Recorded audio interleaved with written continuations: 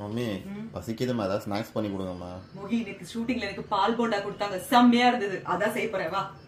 நிஜமாவே இந்த பால் போண்டா வேற லெவல் டேஸ்ட்ங்க. அதான் உடனே செய்யணும்னு சொல்லி ஆரம்பிச்சுட்டேன். இதுக்கு முதல்ல 2 டம்ளர் உளுத்தம் பருப்பை 5 மணி நேரம் நல்லா ஊற வச்சுட்டு மிக்ஸி ஜார்ல போட்டு அரைச்சு எடுத்து தேவையான அளவுக்கு உப்பு, ஒரு பிஞ்ச் பேக்கிங் சோடா, அப்புறம் யாருக்கும் தெரியாத சீக்ரெட் இன்கிரீடியன்ட் 4 மிளகை இடிச்சு போட்டு நல்லா புசு புசு புசு புசுன்னு கலந்துக்கணுங்க.